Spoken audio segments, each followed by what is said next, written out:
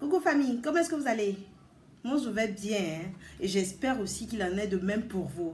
Une petite vidéo rapide pour parler des hommes qui ont été déjà mariés et qui ont aussi des enfants et qui rencontrent une autre femme et voilà, qui décident voilà, de s'unir et voilà, de refonder une autre famille ensemble.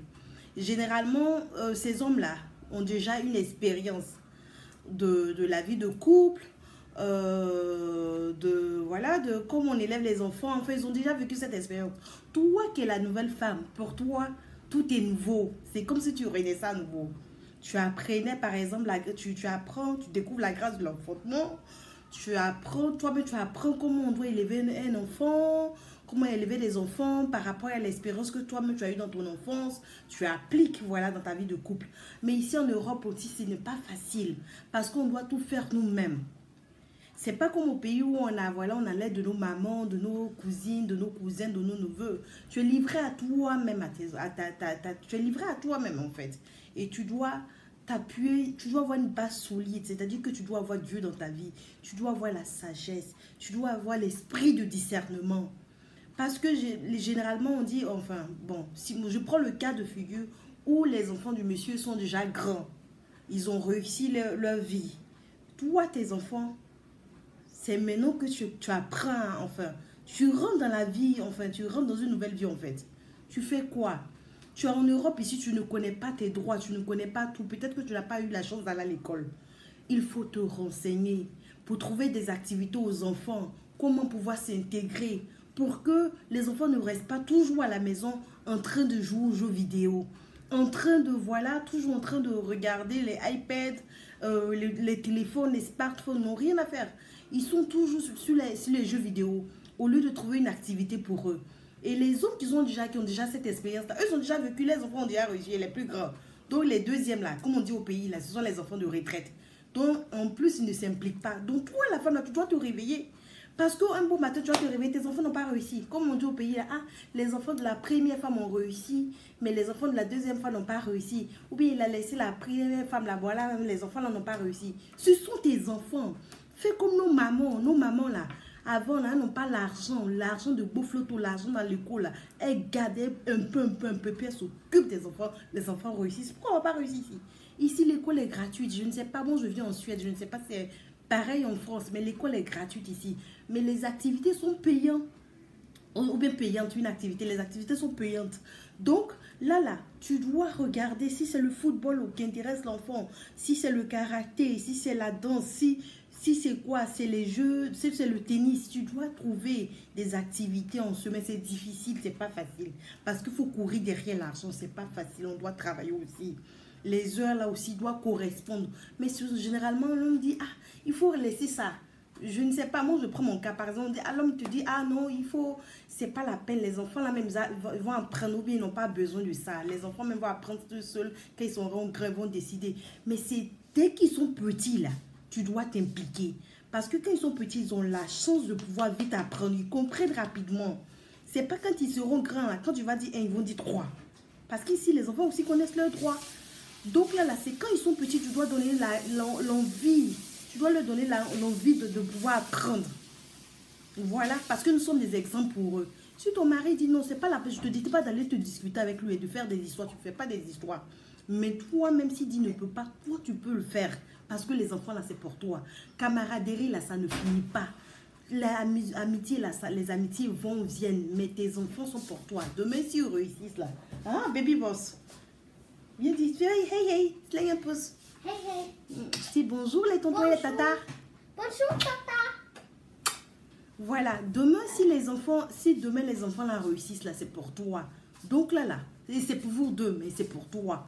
On ne va pas dire, ah, les enfants, généralement ici en Europe, ici on dit, ah, les enfants des immigrants ne réussissent pas. C'est vrai, il y a des enfants qui réussissent.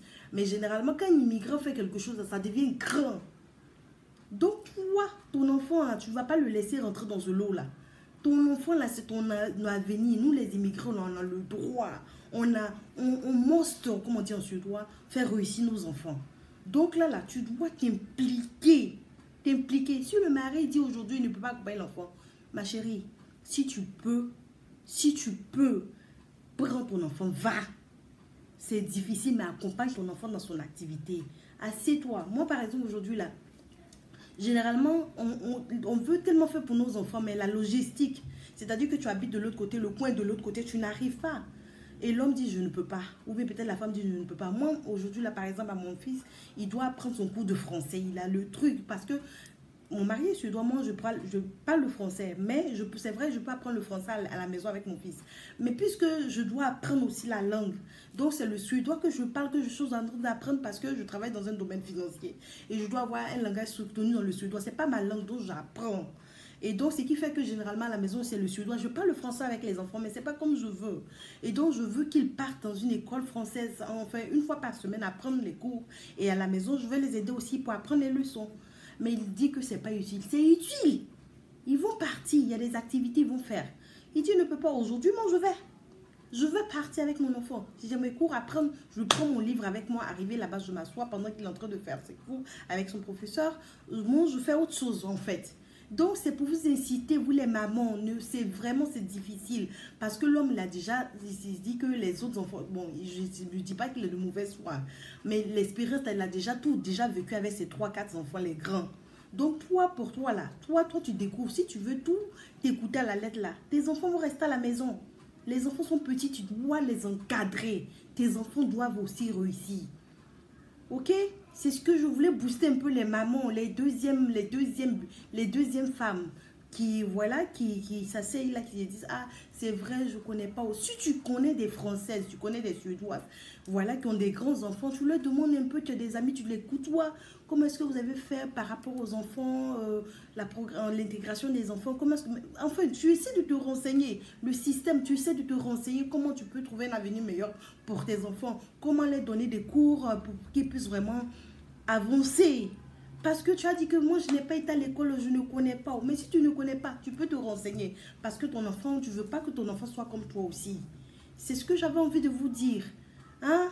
La prochaine fois, je vais parler, par exemple, des femmes qui arrivent au foyer, qui ont déjà qui rencontrent les hommes ou des femmes qui ont déjà les deux parents ont déjà des enfants, comment pouvoir les encadrer. Parce que voilà, c'est aussi important de pouvoir se lever sur ces problèmes-là. Je ne vais pas tout le temps danser. Aujourd'hui, là, je ressens le besoin, voilà, de parler de quelque chose de vraiment sérieux parce que ça y va de l'avenir de nos enfants. Amitié, là, les camaraderies, là, elles vont, elles viennent. Ils partent, ils viennent. Mais tes enfants sont pour toi. Ton foyer, c'est ta vie. Ton mariage, là, tu t'es battu pour avoir ton mariage. Tu as souffert pour avoir ton mariage. Tu as prié Dieu pour te marier. Tu es dans la famille, tu es dans le foyer. Il faut que tu te poses. Il faut que tu te poses. Il faut que l'esprit de sagesse t'anime pour l'évolution de tes enfants.